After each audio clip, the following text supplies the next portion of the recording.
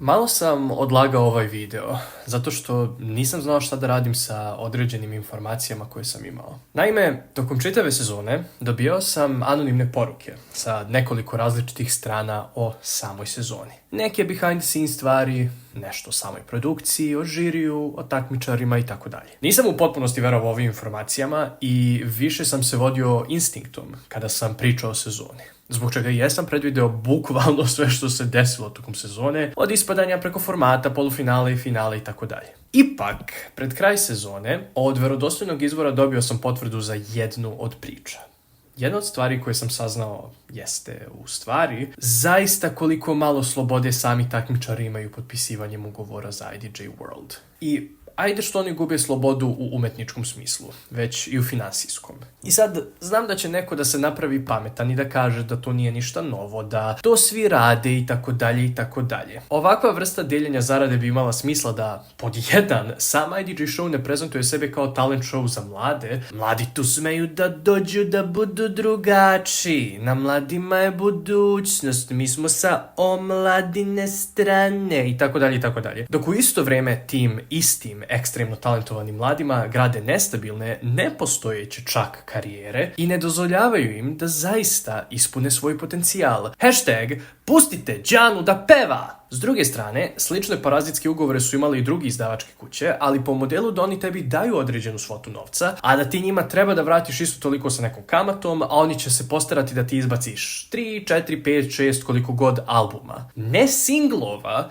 nego albuma. I ovaj drugi model je jeziv, ali tako je većina legendi muzičke industrije radilo i nastalo. Volao bih da grešim, ali preočigledno je koliko je u stvari nezahvalno biti u IDJ Worldu. Kada pogledaš da većina takmičara sada su postali samo influenceri. Tako da, ako će neko da vas vadi iz Reljinog i Nikolinog podruma, to ću biti ja. Samo da naučim kako se silazi niz stepenice. Samim tim, pre početka analize ove sezone, želeo bih pre svega da se izvinim Đani, koja ovo neće ni gledati, ali kao... U prošlogodišnjem videu bio sam preoštar prema njoj, iako mi je zaista bilo u top 3 tokom takmičenja, previše me nerviralo koliko je nju produkcija gurala. A ona, ni kriva ni dužna, bi ponekad ispala tu kao mozak operacije po mojoj priči, što sigurno nije tačno. Svojim jednim nastupom ove sezone podsjetila nas je, to jest podsjetila me je, koliko je ona talentovana. Iako, da, još uvijek stojim iza toga da bi mnogo zanimljivija priča bila da je prošle sezone pobjedila Barbara. U ovih godinu dana, nakon njihove sezone i sa njihovim nastupima u trećoj sezoni, Đanina pobjeda je apsolutno zaslužena. Ali produkcija, opet, fuck you all. Inspirisan ovim, želim da pohvalim takmičare treće sezone, ne tebe, jer su pokazali ogroman talenat, rad, trud i zalaganje. Svaka kritika protiv treće sezone koju sam imao i koju imam još uvijek, jeste vezana za produkciju.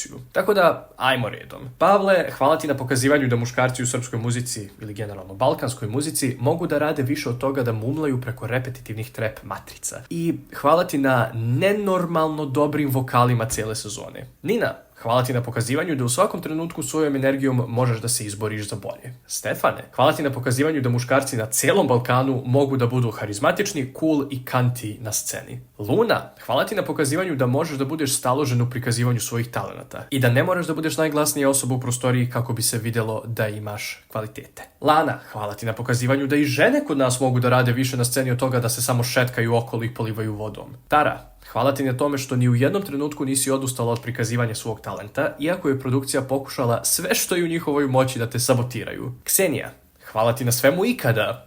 Nemam nijednu specifičnu stvar, zaista hvala ti na svemu. Kristina, hvala ti na tome što si produkciji pokazala najveći srednji prst mogući svojom pesmom i izvedbom iste. Emocija koju si dala toj pesmi je nerealna. Đurđija, hvala ti na pokazivanju da radom i trudom zaista možeš da napreduješ. Zorana, hvala ti na hrabrosti da se takmičiš iako nisi imala podršku onih koji bi u svemu trebalo da te podržavaju. Najjača si. I Bojana, hvala ti na pokazivanju da osobe tvojih godina ne moraju da padnu pod hiperseksualizaciju muškaraca koji su definisali muzičku scenu kod nas i žena koje još uvijek održavaju, umjesto da se bore protiv nje.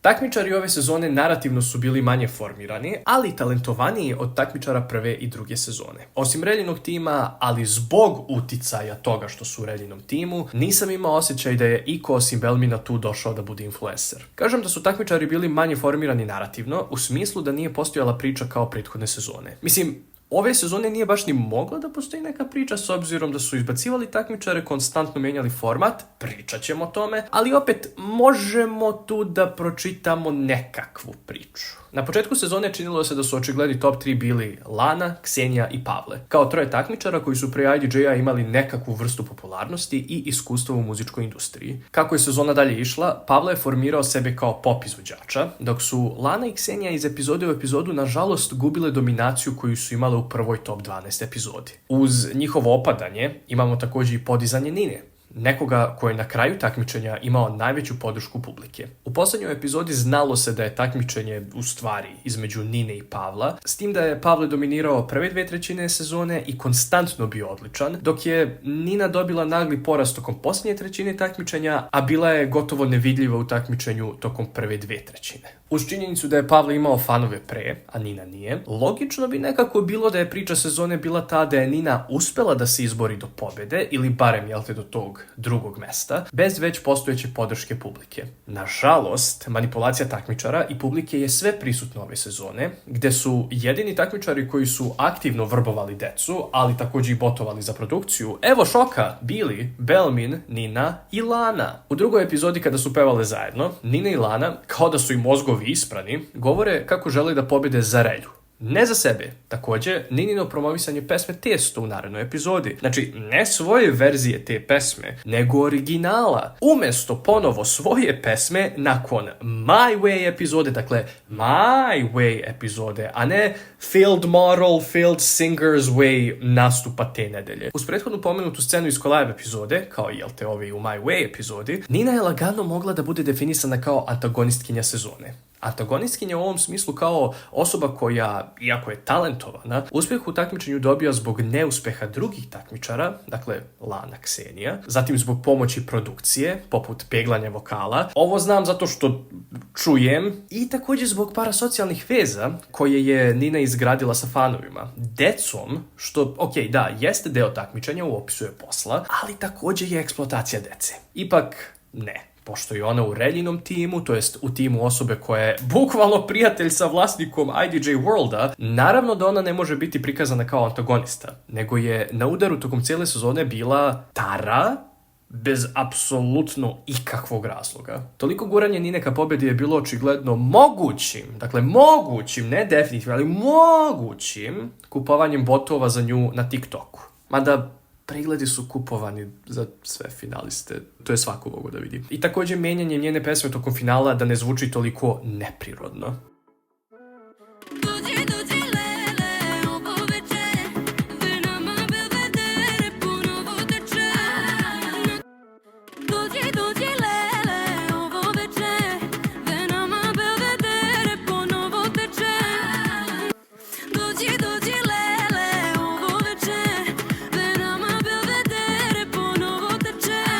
Što se tiče Ninine pesme, Nina ima 18 godina. Kako ima smisla da ona peva pesmu Lude 20. Šokantno mi je koliko niko nije komentarisao to kao, ovo nema smisla. Ali opet, to bi sve dalo odličnu priču za nju kao antagonistkinju sezone. Ali ne, ponovo, priča kao takva biva toliko izmišljena i zbunjujuća da nije ni čudo da je gledanost treće sezone drastično opala u poređenju sa drugom sezonom. Vrlo je očigledno, također, da produkcija nije imala Ninu u planu za pobjednicu ove sezone. S obzirom da su Ninu toliko jako sabotirali tokom prikaza nastupa za Testo. Moment kada Nina zaboravlja tekst. Verujem da se nije desio tokom oba snimanja tog nastupa, pošto navodno svaki nastup se snima 2 puta, Belmin je čak neke svoje snimao i po 3 puta, ali nekoga koga želi da pobjedi sigurno ne bi tako lako zeznuli ostavljanjem tog minimalnog lapsusa tokom nastupa. Sad moram da naglasim da ne pričam o ovim klincima kao osobama, već kao takmičarima, u realitiju, dakle u emisiji, u seriji, likovi u seriji, klincima koji gledaju moje videe i ljute se zato što neću reći da osobe koje oni vole su geniji i savršeni i tako dalje, a osobe koje ne vole da su ljudski odron, njima imam samo jednu stvar da kažem. Ne poznajete ove ljude, mislim ne poznajem ih ni ja. Smirite se. Osim onoga što sam pomenuo u uvodu, česti komentari tokom ove sezone koje sam dobijao od ljudi koji se nisu slagali sa mojim stavom da ovo bi ipak trebalo da bude takmičenje u pevanju pre svega, pa tek onda u popularnosti na društvenim mrežama. Govorili su da takmičari bi i trebalo non stop da vise na društvenim mrežama, zato što danas se tako u stvari dobija popularnost. Ali to je sve super.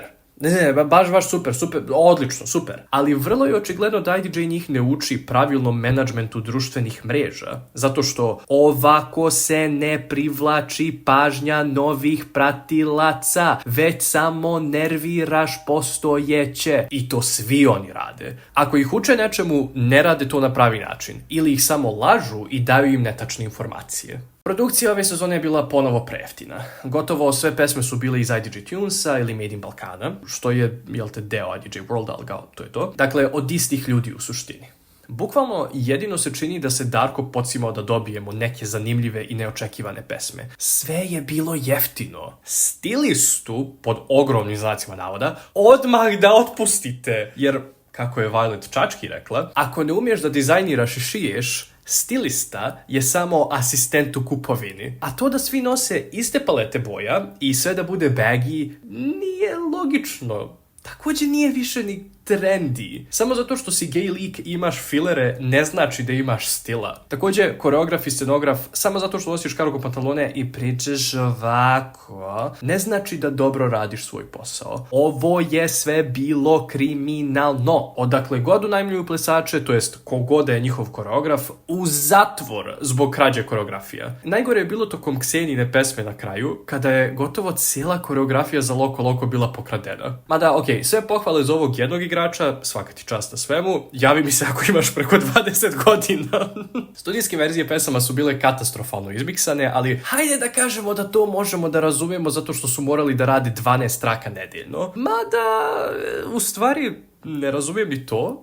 Za snimanja oni imaju već spremljene te matrice. Dakle, potrebno je samo tipa, sat vremena u studiju po takmičenju, ali kao to je sat vremena u vrh glave da oni snime vokale za te pesme, da producent stavi reverb efekat, neki equalizer, čisto malo da se to stabilizuje šta god i bolje bi zvučalo nego ovo robotsko što su uradili. Imali su vremena da uživo vokale prekriju studijskim vokalima ili da urade korekciju tona za neke takmičare, što je teže nego ono malo pre pomenuto. Čak ni to peglanje uživo vokala nije bilo dobro urađeno, s obzirom da neki nastupi, to je bolje kažem nečiji nastupi, pretežno i gotovo ekskluzivno reljenih takmičara, što bi jedan mnogo pametan čovjek rekao, zvuče kao da ih mikrotalas napeva. Također, neki takmičari koji su vokalno jaki, ali ne u ljubavi produkcije, dobijali su takav tretman da su im uživo vokali bili zamijenjeni vokalima studijskih verzija, tako da su samo greške ostavljene tokom nastupa. OMG, apsolutno bez ikakvog razloga su se Luna, Kristina i Tara pojavile na ekranu sada. Šta bi to moglo da znači? Previše je bilo nastupa gdje je bilo očigledno lip-sinkovanje takmičara, pogotovo pred kraj sezone. Nina i Stefan su bili najkriminalniji po pitanju ovoga, gdje su tokom svojih nastupa, za sopstvene pesme, zaboravili da lip-sinkuju. Mada, meni omiljeni moment po pitanju te produkcije tokom sezone jeste tokom Nininog i Laninog nastupa za Testo, kada se čuje Lanina donja harmonija tokom Nininog pevanja, a Lani mikrofon je ostao u Crnoj Gori. Sačuvaj mi tajne, ne pristajem na manje, nek puste za kraj. Kao ni blizu joj usana nije. Toliko su providno pomagali reljivnim ljudima da je to smešno. Mada, moram da naglasim MVP ove sezone. Pomislio sam da će Đurđija biti gurana do pobjede i originalno je bilo očigledno da su oni to pokušavali. No, nakon nastupa u prvoj top 12 epizodi vidjelo se da ne mogu to nikako da izguraju. Pa su priču okrenuli na to da je ona vrhunski tekstopisac. Tekstospisateljica? I da je ona svoja. Smijemo klincima da prikazujemo 17-godišnjakinju kako vrcka polugola ima koreografiju gdje imitira drkanje nekome dok peva Testo, ali ne smijemo eksplicitno da prikažemo drugačije ljude. Lečite se svi kolektivno. Počeo sam sezonu sa odbojnošću prema Đurđiji, zato što su je toliko forsirali. A završio sam sa ogromnim poštovanjem, zato što je javno podržala studentske proteste. Ona je moralni pobednik ove sezone. I dokaz da radom zaista možeš da napreduješ. Odnosno, da biti dobar u nečemu nije dar od Boga ili neko takvo sranje, već mešavina genetske predispozicije i teškog rada. Da, promjena u takmičenju. Kao što sam nekoliko puta već rekao, ispadanje u ovom tipu takmičenja ima smisla. Skroz je validno i mislim da bi trebalo da se dešava svake nedelje, kako bi takmičenje bilo dinamičnije. Ali očigledno je da su ovo ispadanje uveli u takmičenje nakon prve top 12 epizode, kada su vidjeli da nemaju gledanost i da im se ne isplati da svake nedelje moraju da rade 12, odnosno 6 nastupa ako su dojeti, sa isto toliko, ako ne i više studijskih verzija pesama. Takmičari nisu znali da će doći do promjene u takmičenju i da će doći do ispadanja, sudeći po njihovim reakcijama. Ako su znali, svi su odlični glumci. Darko zasigurno nije znao, s obzirom da je navodno nekoliko puta napustio snimanje, zato što, nije bilo fair prema takmičarima. Nataša isto verujem da nije znala, s obzirom da se odmah bacila na odbranu svojih takmičara, ali čini mi se da je nju malo više bilo briga da se cima protiv produkcije. Relja je 100% znao. Mislim, kao prijatelj je sa vlasnikom IDJ Worlda, Made in Balkan i ogranak IDJ Worlda, on nije imao nikakvu reakciju na ispadanje takmičara, što da, ok, možda je do koksa i botoksa, ali generalno konstantno on botuje za produkciju, tako da kao izvedite svoje zaključke. U svakom slučaju, mislim da je ovo što su radili bilo pogrešno. Prvo su ispale Đurđe i Kristina. Đurđini prvi i posljednji nastup u sezoni su pokazali takav napredak. Sad zamislite da je ona cijele sezone bila tu i iz nedelje u nedelju vežbala vokale, nastupanje i slično. Koliko bi to bilo zanimljivo za gledati. Kristina je fantastičan vokal koja je svoju moć uspjela da pokaže tek u epizodi u kojoj je ispala. Dakle, u My Way epizodi kada je pevala pesmu koju ona želela da peva, dakle ne šta je produkcija htjela da ona uradi, i onda kada je prezentovala svoju pesmu. Stavljam fokus na njih dvije specifično zato što su prve ispale, ali bilo ko od top 12, osim Belmina, da je ispao u tom prvom krugu ne bi bilo fair. Takmičenje je zanimljivo samo ako svi uključeni u to takmičenje, dakle i takmičari i gledaoci takmičenja znaju kakav je format. Pogledajte druga reality takmičenja, tipa Survivor, mislim ne ovo govno od našeg Survivora, mislim na ona iz SAD-a i Australije, a Drag Race, Veliki brat, bilo koji reality show koji je takmičenje. Sekunde kada produkcija postane član takmičenja, u smislu da oni odlučuju umjesto da žiri, publika, takmičari odlučuju šta će se desiti, sezona postane loša. Nažalost, u zavisnosti od baze gledalaca, to konstantno menjanje formata može biti zanimljivo deci koja to gledaju, ali bukvalno deci, zato što bilo ko je iole zdrav u mozak, reći će da je to konstantno menjanje formata na prepad loše, što možemo vidjeti i u komentarima ispod epizode kada je ispadanje počelo. Čak i ono vraćanje jednog od takmičara u finale me nije iznenadilo. S jedne strane, privatno sam saznao da je Ludino ispadanje u produkciji viđeno kao lažno ispadanje, u smislu da se znalo odmah po njenom ispadanju da će ona biti vraćena u finale. Naravno, verujem da bi Luna i ovako uspela da se izbori za poziciju u finalu, ali činjenica da se znalo da će ona biti vraćena u top 4 malko ponovo meni pogoršava sezonu. S druge strane, sekunde kako su rekli da je u pitanju polufinale za top 6, a da su do kraja ostala 3 petka, znao sam da će biti jedna epizoda gdje se izbačeni vraćaju. Također, ako se ne varam, u ugovoru im je da dobijaju barem jednu pesmu od produkcije takmičenja. Tako da ne verujem da bi IDJ želeo da prekrši tu stavku ako ona uopšte postoji u ugovoru. I onda, da stvar bude još gora, promijenili su i format u finalu. Nakon što su sjebali sve poene ikada, brisali ih, dodavali, oduzimali, gurali finaliste kupovanjem pregleda, opet sve to obrisali, onda su bili kao, ljudi, sad ćemo ovako. Znači, glasa žiri, glasa produkcija i glasaju visoko kvalifikovani statisti u publici. Činjenica da Pavle, koji sveukupno pre finala je imao najviše, 319 poena, zamalo je izgubio od Nine, koja sveukupno po poenima pre finala je bila 4. posle Lane i Stefana, sve vam govori o tome šta se desilo u finalu. Da stvar bude još gora, Nina je onaj revamp svoje pesme koje sam malo prije pomenuo, dobila za finale i u finalu su joj vokali ponovo bili peglani. Ostavite devojku na miru! U finalu ne mogu da skontam kako su se poeni davali, bukvalno mi nema smisla ova podela, tako da ih ne mogu računati u krajnji zbir, ali u svakom slučaju prava osoba bi na kraju imala najviše poena, prava osoba je pobedila na kraju, nature is healing i tako dalje i tako dalje. sad, deo koji ste vjerojatno najviše čekali. Teo sam u ovom videu da dam imunitet Relji, s obzirom da je išao na studentske proteste i blokade. I to ne za neki direktan publicitet. I također dodatno isprozivao artiste koji ćute ili podržavaju vlast. Ali onda sam kontao koliko god drugih poznatih to ne radi zato što su kukavice ili jednostavno zato što su se prodali za pare, rađenje ispravne stvari nije dovoljan razlog da ne dam validnu kritiku nekoga u drugoj sferi posla te osobe. Tako da svaka čast što izlazi, ali također vreme je da izađe iz tih kola u IDJ-u. Relja kao član žirija nema smisla. Maliciozan je, i pazi, ja smijem to da kažem zato što sam ja maliciozan, ali moja malicioznost ne utječe na to kako će desetine hiljada ljudi vidjeti 16-godišnjeg dečaka ili 18-godišnju devojku. Neprofesionalan je, bezobrazan, vrlo često nije imao pojma o čemu priča, o čemu smo pričali u videima koje sam postavljao nakon svake epizode, ne bih sada se ponavljam. Terrible song selection. You were sharp. And I'm about to get raw with you. You're weird looking, Liddy. Even if you could sing, with that face, it would be like eating a steak that just came out of a dumpster. Here's my advice, Liddy. Go work on your presentation. Take voice lessons. Then seal yourself in a barrel and fall off of a waterfall. You leave Liddy alone! Prividno se stara o kandidatima, ali ih bukvalno samo iskorištava kako bi mu zarađivali i kako bi njemu i njegovom propalom modelu od žene pravili popularne pesme. Također, žao mi je, ali neko ko navodno ima problem sa zavisnošću i ko glorifikuje takav način života ne treba da bude blizu dece. Zašto je to?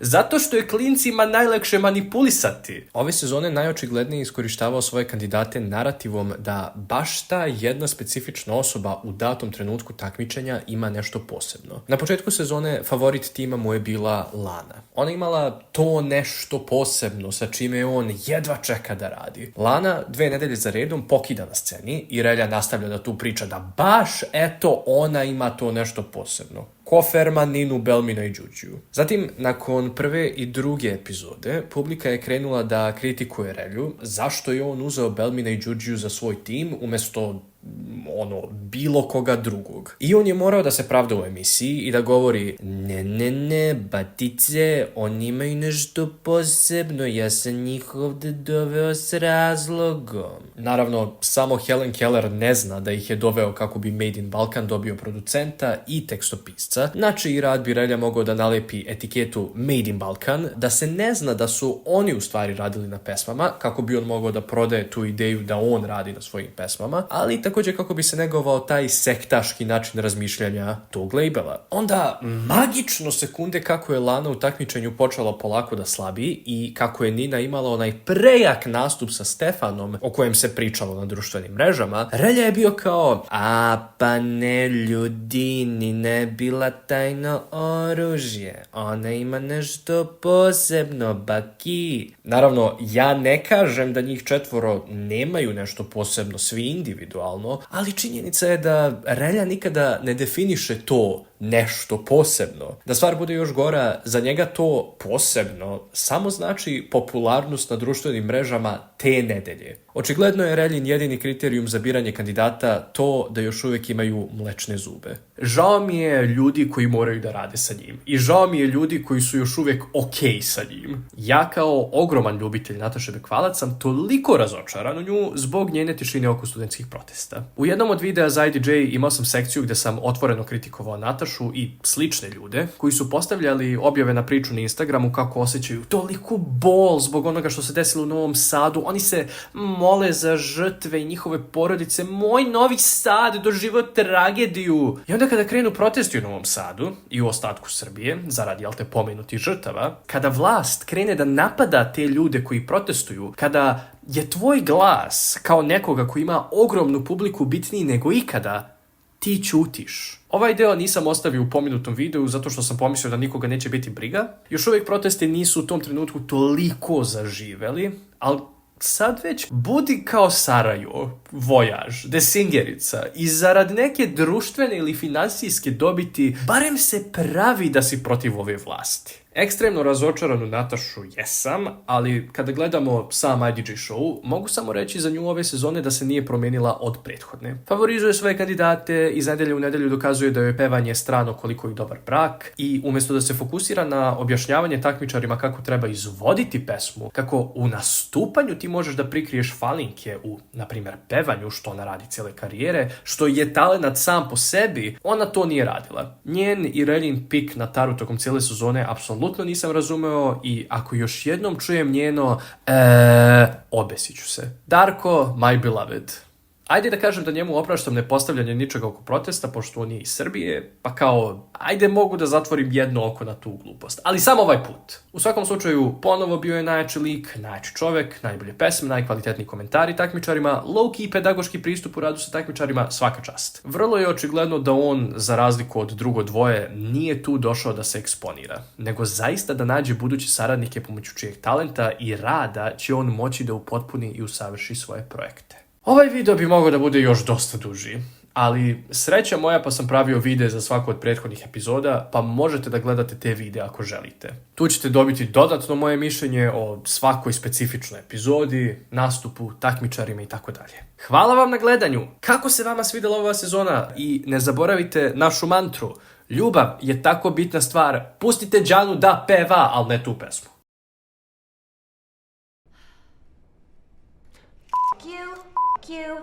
You. You're cool. You. I'm out.